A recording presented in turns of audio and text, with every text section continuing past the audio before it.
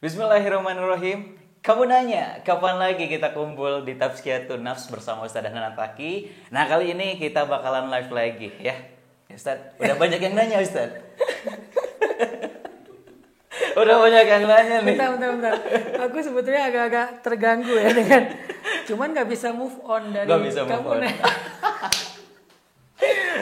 Soundnya di mana-mana ya Ustadz ya. Instagram, TikTok. FYP-nya ada di mana-mana. Susah banget untuk menghindar dari virus yang satu ini. Virus sindrom kamu nanya ya. Iya. Tapi pertanyaannya, Apa Ustadz? rambut kamu tuh model apa? Cepmek Ustadz. Bukan Itu ya. bukan cepmek, itu mah cep doang, nggak ada Cepaknya mekar. aja ya. Cepaknya Nggak doang. mekar soalnya Ustadz. Kalau torik tuh itu ada mekar-mekarnya tadi. Pas lagi Makanya kamu kurang menjiwai nih. Gak apa-apa Ustadz. Nah, tapi Ustadz nih mungkin udah banyak juga teman-teman akhirnya banyak juga yang nanya lagi. Kapan nih series selanjutnya yang kemarin kita lanjutin. Jadi alhamdulillah kita bisa bertemu lagi di live streaming di channel YouTube-nya Ustadz Hanan. Pokoknya insya Allah kalau saya lagi nggak ada halangan, nggak lagi keluar kota atau ada amanah ngedadak, kita bakal live streaming setiap malam Jumat. Alhamdulillah. Jadi biar kalau misalnya kamu nanya, Jadi kalau kita bisa jawab gitu. Jadi kalau yang bertanya-tanya join live sekarang juga ya. Kacau. Masya Allah, ini dua pekan ini Ustadz. Kamu nanya, kamu bertanya-tanya, join live. Terus ada satu lagi. Apa tuh Ustadz? Apaan tuh? Itu nyampe bawah. Aduh, bau banget. Alhamdulillah. Tapi nih yang bertanya-tanya, kemarin-kemarin kita ada Tazkiyatun Nafs. Pertama yang ngikutin mungkin dari Instagram Ustadz. Terus yang selanjutnya kita kemarin sempat live juga di YouTube ya.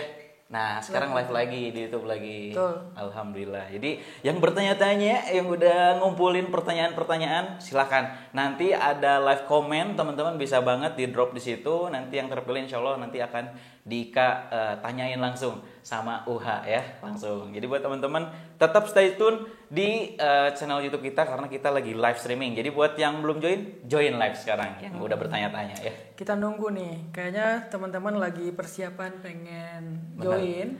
Nah, nanti kalau misalnya udah mulai rusuh, sudah mulai tidak terkondisikan, baru kita Biasanya pertanyaannya udah banyak sekitar 15 menit lah Ustaz ya. Ya. Sebenarnya udah ada mungkin di notes, tapi mungkin teman-teman lagi pilih-pilih karena mungkin yang lagi relatable sama yang sekarang-sekarang mungkin Ustaz banyak juga, entah itu mental issue, entah itu Betul. banyak banget lah. Jadi kayaknya teman-teman lagi pilih-pilih juga. Karena biasanya Gen Z sama milenial tuh kan bacaannya banyak. Kekhawatirannya banyak, kegelisahannya juga banyak. Jadi pasti pertanyaannya bakalan banyak juga nih Ustaz. yang penting jangan banyak nanya ya. Karena banyak nanya itu dalam Betul. Al-Quran itu termasuk hal yang dicela. Oh banyak. Ini sambil kita nunggu yang lain datang ya. Siap. Sebelum kita masuk materi Tazkiyatun Nafs, berhubung sekarang lagi demam, kamu nanya, kamu bertanya-tanya, Nah, biar aku kasih tahu aja nih. Jadi gimana? Kalau Ustaz? banyak nanya itu tercela ya. Oke. Jadi kayak terserah. banyak nanya itu dalam Islam, dalam Al-Quran itu disebut la tas'alu an asya in tubdalakum tasukum. Janganlah kalian suka menanyakan sesuatu yang kalau dijawab akan nyusahin kalian sendiri. Contohnya apa? Contohnya Al-Baqarah. Jadi di dalam surat Al-Baqarah itu ada satu adegan, itulah alasan kenapa surat itu dinamakan dengan surat Al-Baqarah. Ketika Nabi Musa diberi perintah oleh Allah untuk nyuruh orang Bani Israel menyembelih sapi betina. Jadi ketika Nabi Musa bilang idbahu baqarah, sembelihlah sapi betina, mereka nanya. Bukan nanya, mereka nanya. Ada itu kalau di tajwid ada apa? Ada madlinnya. Aduh. Susah sekarang kalau Susah. berhubungan dengan pertanyaan. Oke. Mereka nanya gitu ya. Iya. Mereka nanya. Jadi ada sindromnya nih. Mereka nanya. Mereka naros. Masih bahasa Sunda. menghindari nanya. Jadi mereka nanya Baqarah itu yang kayak gimana? Jadi sapi betina yang kayak gimana? Karena ada sapi betina macam-macam warnanya segala macam. Terus akhirnya dijawab, terus mereka nanya lagi, dijawab, nanya lagi sampai setelah sapi betina itu sangat spesifik. Jadi kayak ada jenis sapi betina tertentu yang spesifik banget dengan warnanya, dengan ukurannya, dengan bentuk tanduknya segala macam. Akhirnya mereka kewalahan nyari sapi betina itu. Soalnya udah terlalu detail gitu kan. Hampir-hampir mereka tidak jadi menyembelih sapi betina gara-gara sulit sendiri setelah mendapatkan jawaban dari pertanyaan itu. Padahal awalnya mereka nanya duluan. Padahal kalau mereka disuruh nyembelih sapi betina langsung sembelih, jadi mudah buat mereka. Tapi berhubung nanya terus, akhirnya menjadi nyusahin diri mereka sendiri. Itulah kenapa Allah bilang janganlah kalian menanyakan sesuatu yang kalau dijawab itu menyusahkan diri kalian sendiri. Misalnya kayak nanya hal-hal yang sebetulnya bukan sesuatu yang yang penting kalau dijawab, dan juga nggak akan nyusahin kita, nggak akan rugiin kita kalau nggak dijawab. Nanya misalnya Allah itu kayak gimana? Kenapa Allah itu bikin surga neraka? Kenapa Allah menjadikan saya laki-laki atau perempuan? Pertanyaan-pertanyaan yang sebetulnya itu wasting time, cuman ngabisin waktu kita, tapi nggak nambah iman, nggak nambah amal, nggak nambah kebaikan, nggak ada impact juga dalam kehidupan kita sehari-hari. Itu termasuk pertanyaan yang intu bedalakum tasukum. Kalau kalian dijawab, maka kalian akan susah sendiri gitu. Dan itu dulu adalah salah satu di antara tabiatnya orang Bani Israel. Orang Bani Israel itu suka banget nanya-nanya hal yang nggak penting sebetulnya, karena tujuan mereka nanya itu satu untuk ngetes. Saya pernah tuh ngalamin lagi kajian, ada yang nanya, pertanyaannya itu sebetulnya bukan sesuatu yang relate dengan tema dan juga nggak penting-penting banget, cuman pengen ngetes misalnya siapa nama ibunya Nabi Musa. Siapa tuh Ustaz? Kan kamu bertanya-tanya siapa ibunya Nabi Musa. Ya udah aku kasih tahu ya, aku juga nggak tahu. Mama Musa Ustaz namanya. Mama Musa. Jadi itu tuh ada jawabannya, tetapi sifatnya adalah Israiliyat. Israiliyat itu artinya mitos orang Yahudi yang nggak terlalu jelas kebenarannya, juga nggak terlalu penting untuk diketahui. Ditanya lagi siapa nama ayah Nabi Musa, siapa nama misalnya istri Nabi Lut, istri Nabi Nuh, dan seterusnya. Jadi yang ditanya itu sesuatu, siapa sih nama istri Nabi Musa yang ketemu di Madian itu misalnya. Hal-hal yang cuman penasaran doang, tapi nggak nambah amal, nggak nambah iman, dan kalau nggak dijawab juga nggak rugi. Dalam syariat juga kayak gitu. Kadang-kadang kita suka nanya hal-hal yang sifatnya pertanyaan usil. Kenapa sih misalnya Allah nggak menciptakan aja manusia dari cahaya gitu ya? Kenapa dari tanah gitu kan? Kayak malaikat kan dari cahaya gitu. Atau kenapa Allah nggak biarin aja kita tinggal di surga sih? Ngapain sih harus turun ke bumi dengan ada skenario Adam makan buah yang dilarang kayak gitu-gitu kan? Kenapa namanya buah khuldi? Itu pernah terjadi kepada Nabi Musa yang nanya kepada Nabiullah Khidir. Kenapa kamu membocorkan perahu? Kenapa kamu membunuh anak kecil? Kenapa kamu malah membangun rumah di tempat orang yang pelit misalnya? Kata Nabi Khidir, kalau kamu nanya lagi, kita akan pisah. Akhirnya ya udah aku nggak akan nanya. Nanya lagi. Akhirnya ya udah, ini adalah perpisahan antara aku dengan kamu, maka aku akan menjawab pertanyaan kamu. Dan sampai akhirnya Nabi Muhammad bilang seandainya Nabi Musa sabar nggak nanya, Allah akan membukakan banyak hikmah kepada Nabi Musa. Jadi nanya itu bagus, tapi banyak nanya itu justru nyebelin. Termasuk alifnya juga Ustaz. Kalau alif dia enggak sih. Kalau alif lebih ke ini kan bikin tren ya, bagus sih.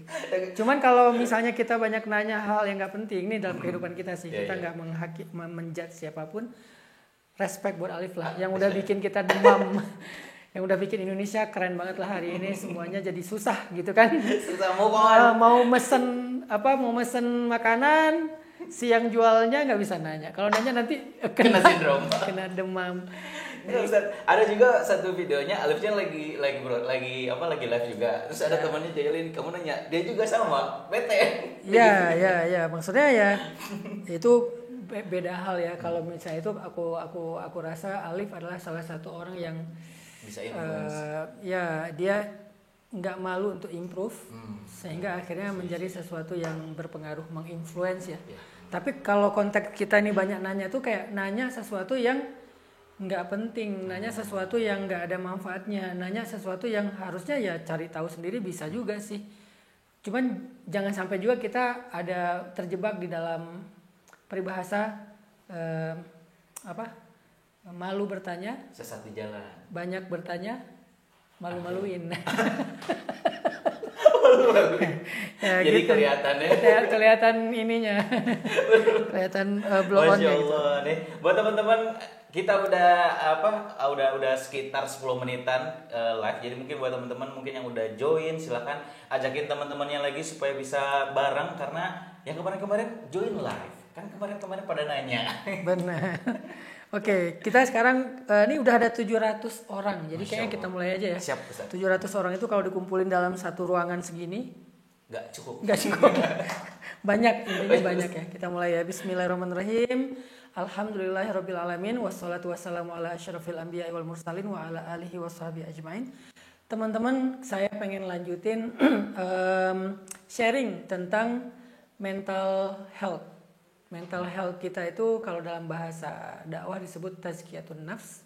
Jadi gimana cara kita menyehatkan jiwa, perasaan, pikiran, dan pastinya mental kita. Karena dalam Islam gak ada satupun isu yang gak ada solusinya.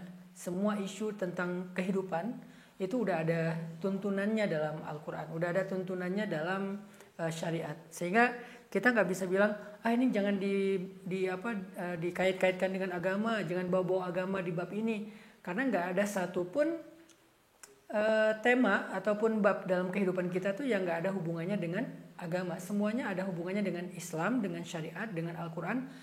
Dan syariat itu tujuannya bukan untuk ngeriwehin kita, tujuannya untuk ngasih kita guidance, tuntunan gitu. Al-Quran itu tujuannya untuk ngasih kita solusi, ilham, jalan keluar terhadap masalah kita. Maka jangan sampai kita underestimate ya terhadap Al-Quran, terhadap hadis, terhadap syariat, seolah-olah aduh riwah banget ya jadi orang Islam, aduh ribet banget ya jadi orang Islam, seolah-olah syariat itu jadi beban. Enggak, sama sekali.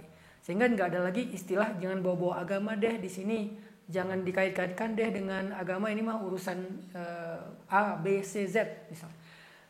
Hal yang perlu saya highlight di awal adalah nggak ada satupun tema tentang kehidupan kita yang nggak ada tuntunannya di dalam syariat. Semuanya dibahas. Al-Quran itu kitab suci yang paling lengkap dan sempurna. Dari mulai Al-Fatihah sampai An-Nasnya, di situ udah ada banyak sekali tuntunan-tuntunan yang bersifat dengan gaya bahasa yang macam-macam. Ada gaya bahasanya perintah, larangan, permisalan atau analogi, storytelling, apalagi ayat-ayat yang jelas, itu semuanya ada di dalam Al-Quran. Dia cuman metode penyampaiannya aja beda-beda, tapi muatannya adalah sebuah pesan. Isinya adalah pesan untuk jadi tuntunan dalam hidup kita. Begitu juga ketika kita ngebahas tentang mental health. Mental health itu bukan sekedar masalah psikologi, tapi juga udah dibahas di dalam Al-Quran. Karena Al-Quran juga di dalamnya ada tentang psikologi, ada tentang neurologi, ada tentang biologi. Kalau biologi udah banyak banget ya, dari mulai penciptaan manusia. Ada tentang masalah sosial emosional atau sosial problem. Ada masalah politik, ekonomi, budaya, kebangsaan, kemasyarakatan, parenting, family, couple, pernikahan, perceraian, lengkap semuanya ada di Al-Quran.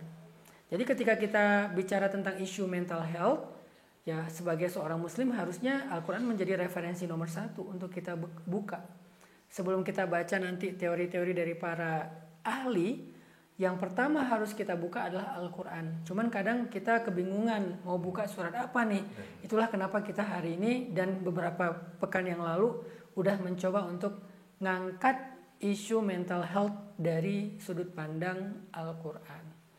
Kemarin saya ngebahas bahwa di antara terapi mental yang pertama adalah zikir ya. Benar nggak sih kemarin? Kemarin ya ada bahas itu juga Ustaz. Yakin? Yakin. Aku kan di belakang. Jadi kemarin kita bahas salah satu solusi, benar nggak ya kemarin zikir? Kayaknya itu yang minggu lalu, nggak? Oh itu yang Instagram. Instagram Yang ya? Instagram ya yang Kemarin, awal. kemarin apa sih? Kemarin kita bahas. Kemarin yang keduanya ada, saya ingat yang keduanya adalah jalan-jalan. Yang pertamanya kalau nggak salah coba anggap aja zikir ya, tapi zikir yang kita pahami. Yang kedua jalan-jalan. Nah kemarin kita sebutin bahwa ternyata jalan-jalan itu termasuk diantara terapi mental. Yang orang ngerasa bahwa jalan-jalan itu hanya sekedar having fun atau mungkin sekedar escape dari realitas, tapi ternyata jalan-jalan itu bisa lebih dari sekedar escape, lebih dari sekedar having fun atau entertain. Jalan-jalan itu bisa jadi sebuah terapi. Tinggal sekarang jalan-jalan kemana pertanyaannya? Kemana aja sih? Yang namanya jalan-jalan bisa kemana aja. Cuman Nabi SAW sendiri memberikan semacam rekomendasi. Kata Nabi, la tusyaddur rihal. Jadi tidak dianjurkan atau direkomendasikan jalan-jalan yang bisa dikatakan jalan-jalan paling bermanfaat, jalan-jalan paling sempurna, illa ila salasati masajid, kecuali jalan-jalan ke 3 masjid. Jadi di sini sebutnya trip, jalan-jalan ke 3 masjid. Jadi bukan sekedar sholat, tapi jalan-jalan ke 3 masjid. Yang pertama adalah ke Masjid Nabawi, karena ada 2 riwayat, beda-beda urutan, tapi intinya 3 masjid. Yang kedua adalah Masjidil Haram, Ka'bah, dan yang ketiga Masjidil Aqsa, Palestina. Jalan-jalan ketiga tempat ini adalah jalan-jalan yang benar-benar bisa jadi terapi mental. Kenapa? Karena habis jalan-jalan ini kita bukan cuma dapat break, bukan cuma bisa istirahat, tapi juga pulang dari situ kita kayak di booster untuk memiliki mental yang lebih kuat menghadapi masalah. Karena kalau kita jalan-jalan ke tempat selain 3 tempat ini, kita mungkin bisa istirahat sejenak ya. Misalnya kita jalan ke Bali, oke, saya pengen break dulu, istirahat di Bali. Saya pengen ke Bima, saya pengen ke Labuan Bajo, saya pengen ke Manado, saya pengen ke Lombok, saya pengen ke Papua. Kan banyak banget ya destinasi jalan-jalan di Indonesia dan semuanya keren. Itu bisa bikin kita rehat sejenak. Tapi yang rehat yang seperti ini tuh ketika kita balik lagi ke Jakarta, balik lagi ke Bandung, balik lagi ke tempat kita, mental kita belum benar-benar pulih dan belum benar-benar kuat.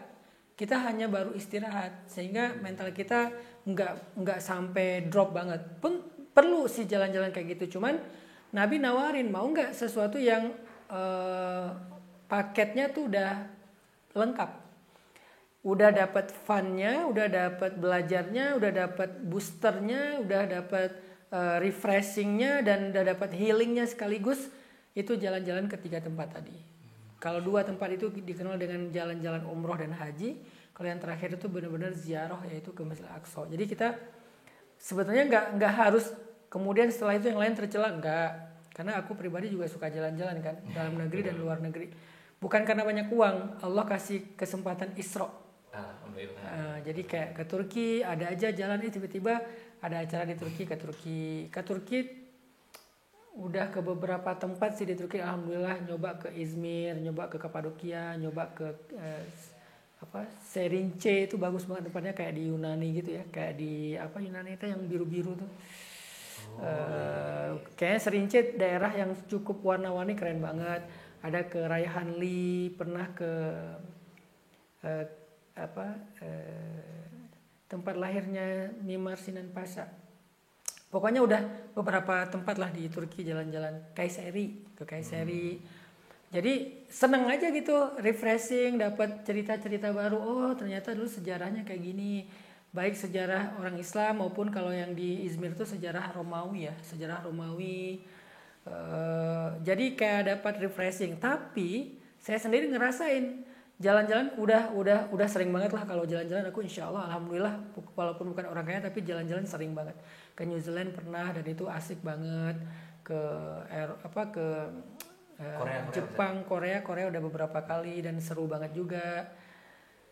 Tapi nggak pernah ngerasain sesuatu ketika pulang jalan-jalan itu jadi kayak utuh gitu, seperti ketika pulang dari umroh. Jadi emang kalau umroh itu kita lakukan dengan benar, Pertama dapat fun karena fun juga sih di sana bisa kuliner ya, kuliner ala apa Arab banget lah dan enak juga sih. Terus kayak bisa ngobrol sama teman-teman, jalan-jalan, belajar sejarah segala macam di umroh. Ya paketnya banyak sih kalau umroh. Tapi ketika ngelihat Ka'bah pertama, ini kesan pertama kali aku ngelihat Ka'bah, itu tuh nggak bisa nahan air mata. Nggak tahu. Pertama melihat Ka'bah dan pertama kali aku ngelihat Ka'bah aku nggak di dalam masjid. Waktu itu masjid tahun 2003 kalau nggak salah ya. Itu masjid itu dari pelataran masih bisa langsung ngelihat Ka'bah. Nggak tahu sekarang mungkin karena dindingnya udah ini. Kalau dulu tuh dari pelataran ada satu pintu yang dari pelataran itu kita bisa langsung melihat Ka'bah dari halaman masjid langsung lihat. Jadi pas aku di halaman masjid malam tuh habis sholat Isya, kan Ka'bah tuh bercahaya banget ya. Faktor lampu dan juga auranya. Dari luar aku ngelihat, wah itu Ka'bah, gitu kan. Pas aku ngelihat Ka'bah rasanya tuh udah nggak bisa nahan air mata, nangis, langsung kayak muncul thriller sirah nabawiyah, mulai dari thriller Nabi Ismail awal kali adanya Ka'bah, thriller Nabi Ibrahim, thriller Nabi Muhammad, itu langsung muncul tuh kayak thriller film gitu, cuk yang cut to cut gitu kan. Itu tiba-tiba langsung aduh ini tempat yang luar biasa. Pas masuk itu aroma parfum kiswah, kain penutup Ka'bah yang luar biasa, Hajar Aswad itu sih beda emang. Apalagi kalau kita sholat tahajud di dekat-dekat Hajar Ismail, kan di sana jarang hujan ya, hujan setahun berapa kali sih. Jadi pas kita sholat tahajud di tengah jam 2 malam tuh di dekat Hajar Ismail atau di dalam Hajar Ismail, ngelihat talang emas, ngelihat atas Ka'bah sampai ke langit dengan bintang-bintang yang langitnya itu kayak bersih, nggak ada awan, banyak bintang. Itu rasanya kita kayak langsung terhubung ke Allah gitu, kayak terhubung ke langit. Itu kita bisa aja lakukan itu di atap rumah misalnya, sholat bisa dapat rasa itu bisa, tapi nggak sebesar ketika di depan Ka'bah. Aku ngerasain itu pas doa gini, itu kayak bahkan ada doa yang aku nggak berani baca, takut dikabulin. Kenapa satu doa? Bahaya kalau dikabulin. ada doa yang saking percayanya bahwa doa itu pasti dikabulkan, sampai ada doa yang aduh nggak jadi deh, nanti dikabulkan bahaya nih.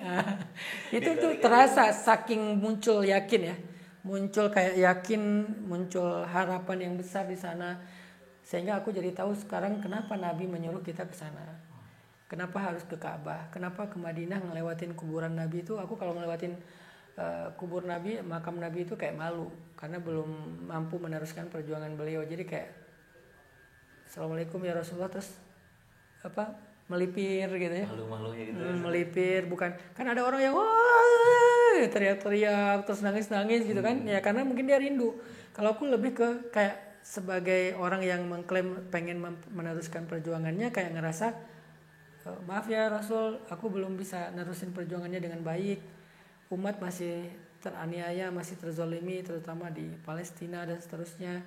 Aku belum bisa berbuat banyak. Terus kayak melipir sampai keluar karena malu. Itu ada rasa kayak gitu. Akhirnya curhatnya aku ke Nabi itu bukan pas ngelewatin makam Nabi, pas lagi duduk di Raudhah, karena itu bersebelahan kan. Duduk di Raudhah, kayak dalam hati membatin Rasulullah gimana nih, sambil berdoa juga ke Allah. Kalau ke Rasulullah curhat ke Allah, kalau ke Allah itu doa gitu kan. Itu ada dan itu nggak ada di tempat lain. Gimana kita mau kayak gitu di misalnya di pantai yang banyak bikini kan nggak mungkin gitu kan. Atau kita kayak gitu di gunung yang apa kita lihatnya view-nya landscape alam, mungkin kita lebih ke tafakur gitu. Pas aku ke Labuan Bajo, boro-boro mau doa. Tadinya rencananya kita mau tahajud bareng sama duha bareng. Tapi ngelihat manta poin udah nyemplung, udah pengen lihat manta aja, udah nggak konsen lagi dengan ibadah yang berhubungan dengan hati kan. Udah memang having fun banget itu. Apalagi aku memang senang banget dengan hal yang sifatnya adventure. Jadi benarlah Rasulullah SAW yang merekomendasikan untuk melakukan rihlah atau trip jalan-jalan ke 3 tempat itu. Malam ini saya pengen nambahin satu tips lagi nih buat teman-teman tentang tazkiyatun nafs. Kemarin kan kita bahasnya jalan-jalan yang sifatnya horizontal, Isra. Nah sekarang kita bahas tentang Mi'raj. Jalan-jalan tapi ke langit, bukan di bumi. Kalau jalan-jalan di bumi itu udah kita bahas kemarin. Gimana dengan jalan-jalan ke langit? Karena Nabi ketika sedang sedih, beliau itu nggak cuman jalan-jalan di bumi. Ketika beliau sedang sedih, ketika beliau sedang tertekan, ketika beliau sedang kehilangan, dengan rasa kehilangan yang besar, Allah ajak Nabi jalan-jalan ke langit, namanya Mi'raj. Surat Al-Isra itu ayat tentang Isra, tentang perjalanan di bumi, bukan perjalanan di langit. Kalau kita mau tahu tentang perjalanan di langit, itu adanya di surat An-Najmi. Jadi bukan di surat Al-Isra. Jadi Isra Mi'raj itu ada 2 surat sebetulnya. Yang kalau dalam peringatan Isra Mi'raj kita sering banget cuman baca surat Al-Isra ya. Padahal bukan cuman surat Al-Isra. Al-Isra itu Isra-nya. Mi'rajnya mana? Mi'rajnya ada di surat An-Najmi. Namanya juga tentang bintang. An-Najmi itu artinya bintang. Jadi di surat bintang itulah Allah menjelaskan tentang Mi'raj, inda sidratil muntaha, indaha jannatul ma'wa dan seterusnya. Jadi perjalanan ke langit itu ada di surat An-Najmi. Apa yang dialami oleh Nabi dalam perjalanan ke langit, kemudian bagaimana cara kita berjalan ke langit sementara kita nggak mendapatkan Mi'raj versi Nabi dengan buruk, private jet. Kita nggak punya fasilitas sebagus itu, atau naik pesawat luar angkasa kan ke bulan. Kita bukan Elon Musk, jadi kita kayaknya nggak akan punya kesempatan lah ke bulan atau ke Mars atau keluar angkasa, apalagi sampai ke bintang-bintang, apalagi sampai ke langit pertama, sampai langit ke-7 Sidratul Muntaha, sampai Arsy Allah. Nggak mungkin, udah nggak mungkin. Tapi bisa nggak kita Mi'raj? Karena Mi'raj itu terapi mental. Apa yang harus kita lakukan untuk bisa dapat Mi'raj? Apa yang dialami oleh Nabi itu adalah sebuah inspirasi dan pesan. Kalau kita mau Mi'raj, itulah Mi'rajnya. Apa yang dilakukan, puncak dari Mi'raj Nabi itu apa menurut Dika? Ini aku nanya. Apa puncak dari Mi'raj? Kalau buat aku kayaknya yang itu Ustaz, yang Allah menyuruh untuk sholat itu. Tuh. Ya. Jadi puncak dari Mi'raj itu adalah perintah sholat, bukan perintah sebetulnya, oleh-oleh sholat. Ya? Jadi Nabi itu kan ceritanya sedang sedih, bukan ditinggalkan, kehilangan Khadijah, kehilangan Abu Thalib, diusir dari Mekah, lalu berlari ke Taif. Di Taif tahu sendiri diusir-usir, dikejar-kejar kayak maling, dilempari batu sampai pelipis beliau berdarah, kemudian bersembunyi di kebun korma, kemudian balik lagi ke Gua Hira. Di Gua Hira baru dijemput sama Mut'im bin Adi. Akhirnya ketiduran di depan Ka'bah karena nggak tahu harus tinggal di mana. Hidup Nabi itu lagi tertekan banget, lagi susah banget, under pressure banget. Akhirnya Allah ngasih solusi, ngasih jalan keluar, ngasih terapi. Terapinya apa? Sholat. Yang didapatkan dengan sebuah perjalanan ke langit. Jadi jalan ke langit untuk dapetin oleh-oleh sholat. Apakah sebelumnya Nabi nggak sholat? Sholat. Cuman sholat sebelum Mi'raj itu belum ada waktunya, 5 waktu. Baru sholat tahajud aja. Sama sholat mutlak, bebas waktunya.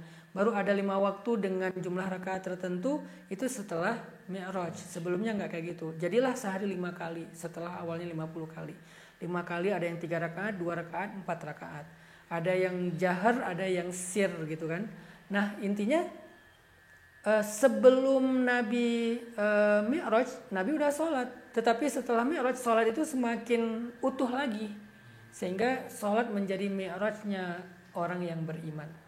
Maka buat kita yang mengalami galau, kita yang sedang mungkin terganggu perasaannya, yang lagi lelah batinnya, maka Mi'rajlah, naiklah ke langit dengan sholat. Kendaraannya apa? Sajadah. Kendaraannya sajadah. Wudu'lah dengan wudu' yang isbaghul wudu' yang sempurna. Wudu' yang sempurna itu kayak gimana? Pertama bersiwak dulu, setelah bersiwak berwudu, jangan lupa sampai masukin air ke hidung. Setelah itu sempurnakan air di kepala kita sampai ke belakang, itu namanya wudu' yang sempurna. Setelah wudu' yang sempurna, kalau bisa ya jangan pakai air hangat kecuali kita sakit ya, pakai air dingin supaya benar-benar jadi terapi, karena air dingin juga terapi. Setelah wudu, bentangkan sajadah, pakai parfum. Kalau perlu oleskan sedikit parfum di bagian tempat sujud sajadah. Kemudian baju yang bersih yang baik, sholat. Maka ketika kita berdiri di atas sajadah melakukan 2 rakaat sholat saja, sholat sunnah, belum sholat wajib, itu kita sedang mi'raj, naik ke langit. Kita sedang menghadap Allah, bukan sedang berdiri di atas sajadah lagi, bukan sedang di ruangan tertentu. Kita sedang menghadap Allah. Ngapain menghadap Allah? Mau mengadukan masalah kita. Dan gak ada lagi tempat yang lebih istimewa untuk mengadukan masalah kita daripada ketika kita di atas sajadah sholat. Terutama ketika kita sujud. Semakin kita berada dalam posisi yang rendah sejajar dengan kaki atau jempol kaki kita, yaitu sujud, semakin kita tinggi naik ke langit. Jadi cara naiknya tuh bukan mengepakkan sayap. mengepakkan sayap. Cara naik ke langitnya itu dengan merendahkan diri di hadapan Allah, bukan di hadapan manusia. Merendahkan diri di hadapan Allah sejajar dengan kaki, yaitu sujud, kepala kita sejajar dengan lutut dan kaki kita. Saat itulah posisi kita yang tertinggi, yang paling dekat dengan Allah, dan saat itulah kita sedang mi'raj, naik. Kalau dalam bahasa Al-Ma'arij kan mi'raj itu jamaknya ma'arij ya. Ma'arij itu ada nama surat kan. Ta'rujul malaikatu fi yaumin kana miqdaruhu 50 alf sanah. Malaikat itu naik ke langit butuh dalam satu hari itu sama dengan 50.000 tahun perjalanan cahaya. Kan malaikat dari cahaya kan? Iya. Dia naik sehari itu kalau manusia kecepatan cahaya butuh 50.000 tahun. Satu kali malaikat mengepakkan sayap itu jauhnya sejauh 50.000 tahun perjalanan cahaya. Itu kecepatan malaikat. Itu ada di surat Al-Ma'arij. Jadi kecepatan malaikat itu lebih daripada cahaya. Ta'rujul malaikatu fi yaumin kana miqdaruhu 50 alf sanah. Jadi malaikat itu sekali mengepakkan sayap dalam sehari dia terbang itu sama dengan 50.000 tahun perjalanan cahaya. Terus gimana dengan kita? Kita lebih cepat dari itu. Sekali kita mengepakkan sayap, yaitu dengan takbir, meletakkan tangan kita sejajar dengan pundak dan telinga kita, maka saat itulah kita sampai ke melintasi Sidratul Muntaha, sampai ke arsy Allah, menghadap Allah langsung. Dan saat itu jarak Allah itu sangat dekat dengan hambanya, sehingga Allah mendengar yang kita baca. Ketika kita baca Alhamdulillahirabbil alamin, kata Allah, hamadani abdi, hambaku memuji aku. Terus sampai selesai Al-Fatihah. Ketika kita bangkit dari ruku, kita mengatakan sami Allahu liman hamidah, Rabbana lakal hamdu hamdan katsiran thayyiban. Malaikat berkerumun untuk mendoakan kita. Itu tuh kondisi lebih daripada Sidratul Muntaha ya. Nabi dulu naik ke Sidratul Muntaha ditemani satu malaikat. Kita sholat ditemani jutaan malaikat. Kalau nggak jutaan mungkin sholat kita nggak sespesial itu, puluhan ribu malaikat. Dan malaikat itu berebut untuk mendoakan kita. Makanya jangan remehin sholat. Sholat itu bukan sekedar tiang agama, seolah-olah kalau nggak sholat agama kita runtuh. Lebih dari itu, sholat adalah terapi mental. Jadi kalau kita punya keluh kesah, sholat itu adalah cara kita untuk curhat. Ke siapa curhatnya? Ke Allah, bukan ke manusia. Curhat ke manusia itu agak kurang bisa dipegang ya. Jadi kalau misalnya kita curhat A, dia ditafsirin jadi Z, lalu disebarin, akhirnya jadi hoax. Kalau kita curhat ke tanamannya jadi layu gara-gara masalah keluh kesah kita. Nanti kita bahas deh, kita mau bikin ntar lagi podcast tentang nature ya. Karena saya lagi seneng-senengnya baca buku. Saya baca buku salah satunya adalah The Miracle Life of Plants. Jadi kayak kehidupan yang ajaib dari tanaman gitu. Jadi ternyata tanaman itu bisa membaca isi pikiran kita. Jadi kalau misalnya kita curhat sama tanaman di dalam batin, dia juga ikut layu. Dika nih duduk di depan pohon, ngomong dalam hati, aku habis dimarahin istri, aku sedih, dia ngambek segala macam. Misalnya. Iya, bisa. Itu tanaman juga ikut ngerasain yang Dika rasain. Karena dia bisa membaca pikiran manusia. Jadi kayak terus kemana kita harus curhat? Tanaman cuman layu, manusia bocor. Terus curhatnya kemana? Curhatnya kepada Allah SWT. Lewat apa? Perjalanan mi'raj. Dan itu akan healing banget kalau kita lakukan dengan benar. Khusyuk, sujudnya banyakin doa. ngomong ke Allah kita ada masalah apa, Ustadz kita nggak bisa bahasa Arab, gimana mau doa, kan nggak boleh bahasa Indonesia. Kalau gitu after sholat, begitu selesai salam, minta sama Allah, ngomong sama Allah ada masalah apa. Kalau bisa doanya yang bahasa Arab atau yang diajarkan Al-Quran dan Hadis, lebih bagus lagi kita baca di dalam sholat. Intinya sholat adalah mi'raj. Sekarang saya coba kasih satu paragraf ayat yang menunjukkan betapa sholat itu adalah terapi mental. Teman-teman bisa buka surat apa ya?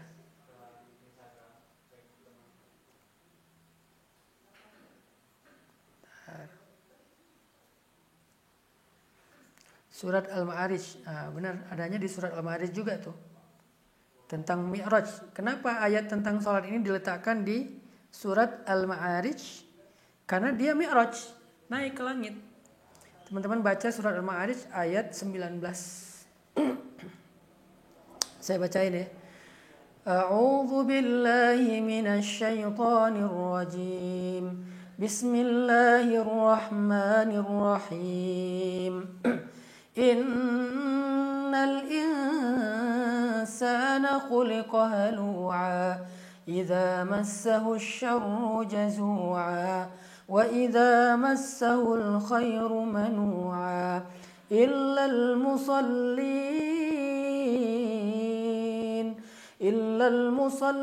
alladzina hum 'ala salatihim daimun. Manusia halu'a. Halu'a itu labil, bukan halusinasi ya. Halu'a labil. Kadang jazu'a, kadang manu'a, kadang dia ke kanan, kadang ke kiri, kadang dia senang banget, kadang dia keluh kesah, kadang dia sedih, kadang dia happy, kadang ya manusia seperti itu, labil banget. Kadang sabar, kadang temperamen. Itulah halu'a. Manusia itu intinya labil secara emosional, secara mental manusia itu labil. Illa kecuali musallin, orang yang sholat. Yang kayak gimana? Yang ala sholatihim daimun, yang sholatnya itu dijaga, yang sholatnya panjang, yang sholatnya khusyuk, yang sholatnya konsisten, istiqomah. Itulah orang yang gak akan halua, gak akan labil. Sehingga kalau misalnya teman-teman ngerasain kelabilan dalam hati, dalam mental, dalam perasaan, kok gak enak hati ya, kok aku gampang banget tersinggung ya, kok aku sekarang galau banget ya, kok aku begini, begitu, dan seterusnya, kok aku kayak orang bipolar ya. Bipolar itu kan swing moodnya cepet ya. Tiba-tiba marah, tiba-tiba seneng, dan ada teman saya yang kena bipolar ya. Lagi enak-enak makan nih sama keluarganya, tiba-tiba marah, tumpahin makanan, marah-marah sampai harus dikasih mood stabilizer. Karena dia udah konsultasi dengan psikiater merekomendasikan sebuah obat namanya mood stabilizer. Kalau dia minum itu dia jadi tenang, kayak obat penenang gitu. Tapi kan bergantung sama obat ya. Nah, Allah mau ngasih mood stabilizernya dengan sholat. Tapi sholatnya harus daimun, sholatnya itu harus yang sholat yang benar gitu. Yang dilakukannya tuh konsisten, bukan sekali sholat langsung kayak gitu. Sehingga nanti kalau kita udah terbiasa sholat yang benar, sholat itu akan jadi mood stabilizer. Kalau bahasa Nabi, arihna bis sholati ya Bilal. Wahai Bilal, istirahatkan kami dengan sholat. Ternyata sholat itu bisa jadi rehat, healing. Disebut dengan roha. Roha itu bahasa Arab yang jadi bahasa Indonesia rehat. Artinya itulah mi'raj. Itu tips terapi mental dengan memperbaiki sholat. Jadi coba kita sekarang perbaiki sholat. Perbaiki sholat itu satu, perbaiki kualitas sholat. Bacaannya, terus artinya, udah ngerti belum arti dari bacaan sholat yang kita baca? Jangan-jangan kita cuma baca tapi gak ngerti artinya. Padahal kalau kita tahu arti dari bacaan sholat, itu tuh ngaruh banget ke mental dan pikiran kita. Masalahnya kita gak ngerti, coba baca lagi, pelajari lagi. Kemudian kuantitas sholat. Kuantitas sholat itu ya jangan cuma cukup dengan sholat wajib, tambah yang sunnah. Yang sunnah yang ringan apa? Misalnya sholat witir, kalau nggak kuat tahajud, sholat duha, sholat ba'diyah, sholat qabliyah, banyakin aja sholat sunnah, termasuk sholat sunnah mutlak. Sholat sunnah mutlak itu kapan aja, kecuali waktu yang dilarang. Dengan kayak gitu insya Allah sholat akan menjadi healing dan bisa menyembuhkan keluh kesah mental kita. Itu mi'rajnya versi orang yang beriman. Naik ke langit dengan cara mengendarai sajadah. Tuh. Jadi sebenarnya mungkin kitanya yang nggak sadar ya Ustaz ya, bahwa sholat itu bukan cuma sebatas kewajiban tapi bisa jadi terapi juga ya, Masya Allah. Iya, terapi banget. Makanya Nabi juga pernah ya pulang ke rumah tuh capek dan sedih gara-gara dibully. Jadi Nabi juga pernah ngalamin korban bulian ya. Tapi beliau kuat. Tapi waktu itu emang karena buliannya juga udah berlebihan, beliau capek juga. Dilempari kotoran, dicela dengan kalimat muzammam dan seterusnya. Pulang ke rumah pengen istirahat. Ya Khadijah zamiluni. Selimuti aku, aku pengen tidur, udah gak kuat lagi. Tidur aja Nabi. Karena Nabi pikir dengan tidur Nabi bisa healing, bisa sembuh, bisa istirahat gitu. Ternyata tidur itu adalah rehat biologis, rehat tubuh. Bukan rehat jiwa. Akhirnya setelah Nabi tidur berapa jam gitu, sekitar 2-3 jam, Allah bangunin. Ya ayyuhal muzammil. Wahai orang yang sedang tidur dan berselimut, kum, bangun. Kenapa? Tidur kamu itu untuk rehat badan. Kamu udah cukup rehat badannya. Sekarang bangun untuk rehat jiwa. Inna nasyi'atal lail hiya asyaddu waqa'an wa aqwamu qila. Karena bangun malam itu lebih berkesan ke hati. Lebih berkesan ke jiwa dan pikiran kita. Bangun, kumin lail, bangun di malam hari. Walaupun illa qalila. Walaupun cuma sebentar, bangun. Ternyata sholat malam atau sholat secara umum adalah sebuah healing, rehat batin. Jadi kalau ada orang yang habis sholat terus pengen istirahat, itu kayaknya sholatnya kurang berkualitas, kurang powerful ya Ustaz. Iya, karena harusnya orang yang capek batinnya ya rehatnya sholat. Kalau capek fisiknya rehatnya dengan tidur atau duduk, selonjoran mungkin ya. Selonjoran, makan misalnya, itu rehat tubuh. Rehat jiwa, rehat mental, sholat. Masya Allah. Gitu Kak Dika. Keren. Bahkan aku kalau nggak salah pernah baca nih Ustaz, sujud itu bahkan kalau secara medis itu mengalirkan ini sirkulasi darah juga kan? Itu harus kita baca lagi dari penelitian para ahli ya. Yang pasti nggak ada yang sia-sia sih. Gitu. Allah, benar. Kayaknya sekarang kita buka. Kalau ada yang mau nanya. Jadi buat teman-teman yang mau nanya, ini boleh banget nih di live chat ya. Ini Masya Allah, ini ada salah satu siftas kita juga Ustadz yang dari London join juga. Ada Miss Orin, Masya Allah. Mana Miss Orin? Oh ada ya. Ada. Kak Dika, nih ada yang nanyanya kayaknya nyambung banget nih. Pak Ustadz, saya dibully terus di sekolah. Sebenarnya bukan pertanyaan, lebih ke curhat. Gimana nih? Satu, buat teman-teman, membuli itu salah satu di antara akhlak yang paling dibenci oleh Allah dan Rasul. Kenapa? Nabi itu mengatakan untuk orang yang membuli itu dengan kalimat akhlak jahiliyah. Jadi orang jahiliyah itu suka banget ngebully. Ngebully itu kan macam-macam ya. Intinya sih merendahkan dan menyakiti perasaan kan. Orang jahiliyah itu suka banget ngebully. Ngelihat budak ngebully, ngelihat orang yang kakinya kecil dibilang rijlun kotot. Jadi kayak kaki belibis. Terus ngelihat orang hitam katanya yang tidak terlihat kecuali giginya gitu. Terus ngelihat sampai Bilal dibully dengan disebut nama ibunya seorang budak. Ya wahai anak seorang budak misalnya. Wahai anak seorang pembunuh dan seterusnya. Mereka suka ngebully. Sehingga ngebully itu salah satu di antara akhlak jahiliyah. Makanya saya ngajak ke teman-teman anak muda nih, stop bullying ya, jangan ngebully teman. Kenapa? Pertama itu dosa besar, Allah gak suka banget. Yang kedua, pernah gak sih kalian ngebayangin kalau kalian ada di posisi itu? Kalau kita dibully itu gimana rasanya? Karena dalam Islam tuh ada jaza, ada karma. Kalau dalam agama lain ya, ada sama Hindu ada. Ya, ada karma kan.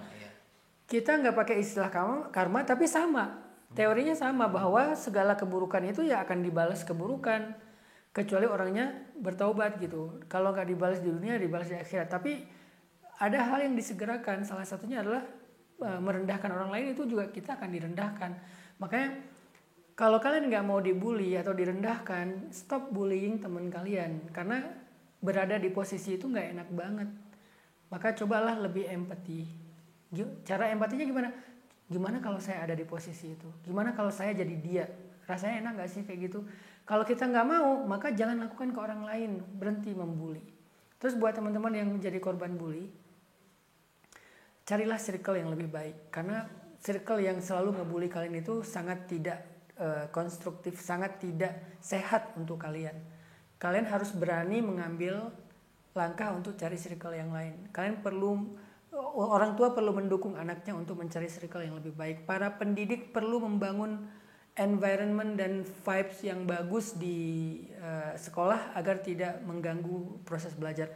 Kenapa ketika saya bikin sekolah kayak Sekolah Rimba Indonesia, hal yang paling penting dalam pendidikan di Sekolah Rimba Indonesia atau kurikulumnya adalah sosial emosional.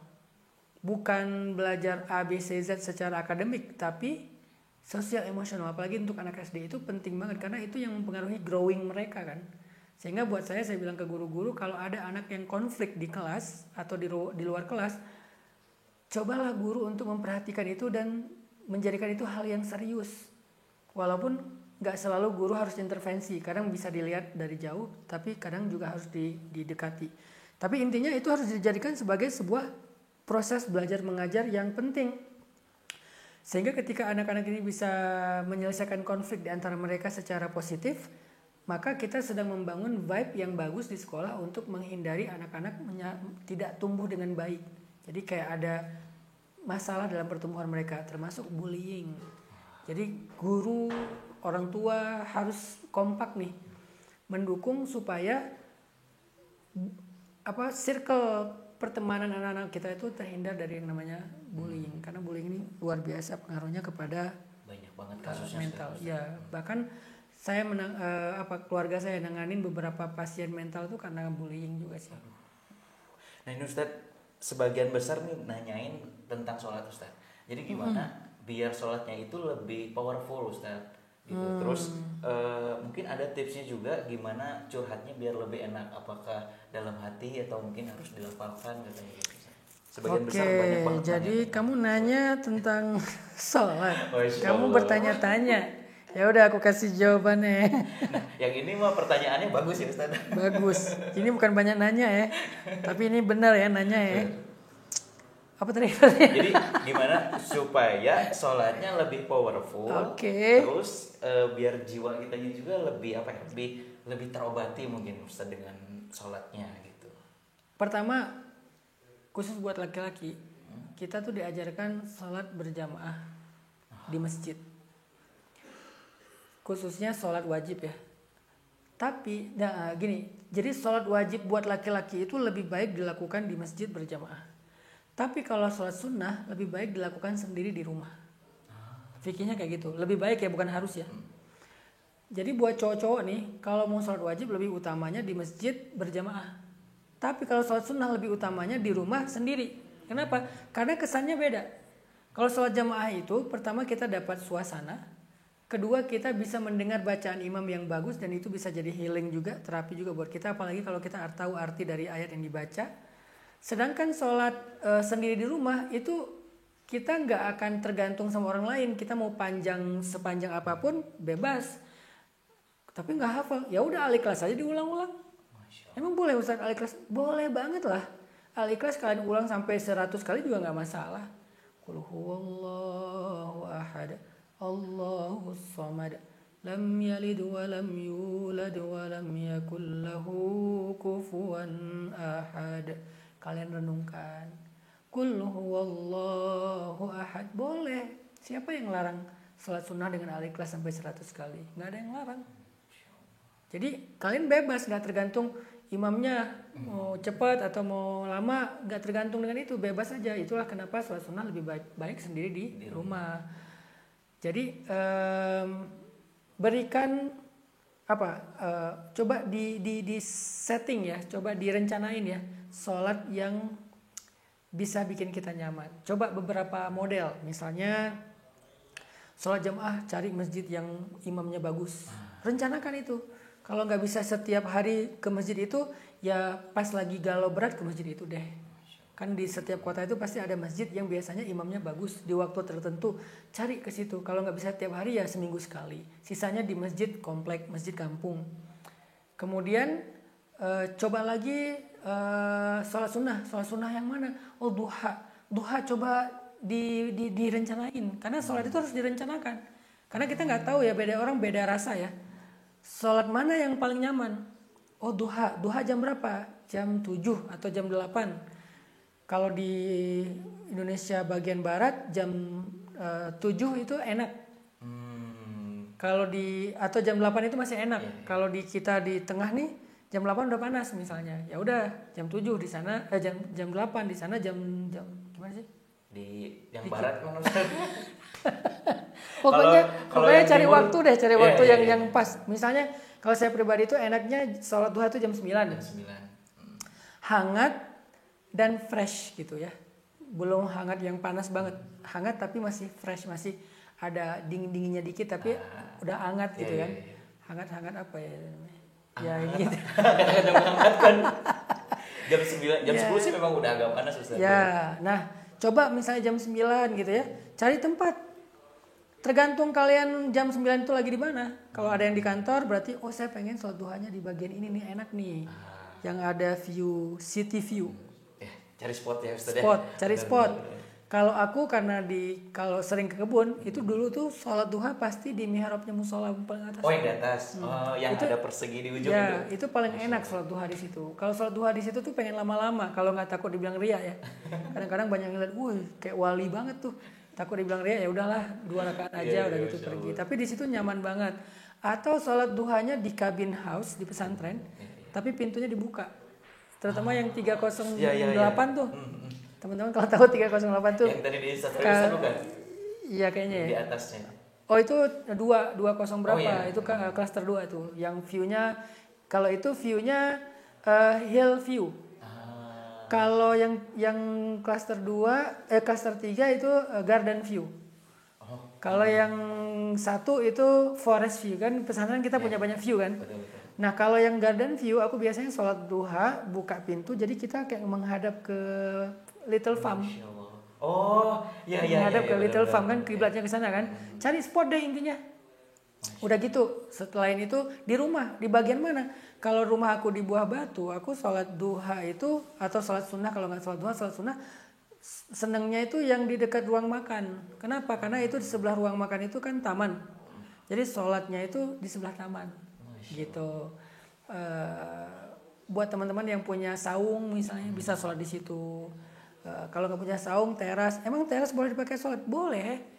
Jangankan teras ya, di tanah juga kita boleh sholat karena bumi Allah itu adalah masjidnya kata Nabi. Jadi bumi Allah itu masjid orang yang beriman. Jadi tempat sujudnya orang beriman di mana aja bisa cari spot. Yang pertama adalah sholat wajib, cari imam yang bagus. Yang kedua sholat sunnah, cari spot, cari waktu yang bagus, yang nyaman. Atau sebelum tidur, coba sholat tahajud sebelum tidur. Kalau nggak kuat tahajud pas bangun tidur, karena sholat tahajud itu nggak harus tidur dulu, tapi lebih baik tidur dulu. Kalau nggak tidur dulu pun nggak apa-apa. Sholat tahajud sebelum tidur 2 rakaat pas hening, yang lain udah pada tidur sholat 2 rakaat. Gak usah panjang-panjang, takutnya nggak istiqomah. Pendek tapi istiqomah.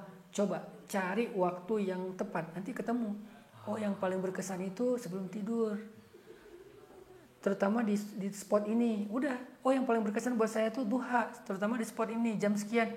Ya udah. Jadi trial and error dulu aja, trial, coba direncanain, sehingga dengan kayak gitu sholatnya akan lebih powerful. Masya Allah, keren banget ini. Jadi teman-teman mungkin jadi banyak banget ya tadi yang nanyain tentang sholat, yang mungkin pengen sholatnya lebih powerful. Nah tadi insya Allah sudah terjawab. Nah Ustadz, udah jam 9 juga nih Ustadz. Betul. Terakhir. Masya Allah. Ini penting juga nih. Ada yang nanya, Ustadz, cara ngelupain orang yang kita cintai secara Islamik. Ini pakai caps lock lagi Ustaz. Karena ini makanya kelihatan banget. Karena kawin saja masih belum cukup umur, nggak mau pacaran. Ini kayak anak kecil ya. Keren sih anak kecil. Nggak usah disebut namanya. Bro, titik. Kamu keren banget udah mau ikut kajian walaupun masih kecil. Cara ngelupain orang yang kita cintai gimana? Sibukkan diri kita dengan hal lain yang menarik. Itu gampang. Untuk ngedistract pikiran kita, nanti akan ke-distract perasaan kita. Contohnya, adik Fulan, kalau misalnya pengen lupain seseorang, punya hobi apa? Tapi yang produktif ya hobinya. Kalau bisa hobinya kalau olahraga ya olahraga. Jangan sekedar olahraga jari, main game. Walaupun main game juga ya nggak seutuhnya jelek juga sih. Tapi maksudnya kurang endorfin. Kan kita nyari yang endorfin ya, yang bisa memunculkan hormon happiness kan. Nah, cari olahraga yang kalian berkeringat, hormon happinessnya keluar, yang bikin kalian bisa ke distract dari yang tadi basket, volley, futsal. Kalau sekarang dulu saya skateboard, surfing, snowboard, free dive, volley, sekarang berkuda. Cari aja sehingga kalian bisa ke distract dari itu. Sesederhana itu. Jadi saya nggak bilang baca Quran oke, tetapi setelah olahraga dulu terus baca Quran karena biar sempurna. Kalau saya bilang baca Quran juga masih malas misalnya takutnya. Yang realistis dulu aja, cari activity yang kalian suka tapi ada endorfinnya, ada hormon happinessnya, dan coba dawamin itu, konsistenin itu. Kalau saya misalnya lagi senang-senang berkuda, udah hajar aja sampai jadi, sampai bisa, sampai nikmat gitu. Masya Allah, keren. Masih muda, pengen ke distract nih mungkin biar cepat move on dan supaya ikutinlah tips yang tadi ya Ustaz. Karena udah banyak juga yang menjadi berhasil ya Ustaz. Salah satunya teman-teman Shiftas tuh. Nah, terakhir Ustaz mungkin ada closing statement mungkin buat teman-teman supaya nantinya bisa jadi booster misalnya sampai live nanti lagi Ustaz nih. Dia yang nanya udah langsung di komen-komenin sama temennya. Yang penting komen boleh tapi jangan bully ya, bercanda boleh. Nggak ada closing statement sih buat teman-teman. Yuk kita belajar terus. Insya Allah kalau nggak ada halangan Kamis malam ya, malam Jumat kita akan lanjutin materi tentang mental health dari kitab Tazkiyatun Nafs yang ditulis oleh Syekh Said Hawa. Masya Allah, ini luar biasa banget. Mungkin yang teman-teman yang kemarin bertanya-tanya apalagi, berarti sekarang udah jelas ya. Insya Allah nanti kalau Ustaz gak berhalangan kita akan bertemu lagi dalam live selanjutnya. Masya Allah Ustaz, lanjut. Kita mau nanya lagi atau udah aja nih? Udah aja ya. Jadi buat teman-teman sekali lagi terima kasih udah jam 9 juga. Jadi buat teman-teman tetap stay tune karena mungkin insya Allah nanti kita akan kembali bareng-bareng lagi bahas mental issue. Entah itu nanti juga mungkin teman-teman bisa jadi booster supaya teman-teman bisa jadi seminimal-minimalnya lebih baik dari yang sehari sebelumnya. Dika Rozan Fauzi pamit. Sadanan juga pamit. Wassalamualaikum warahmatullahi wabarakatuh.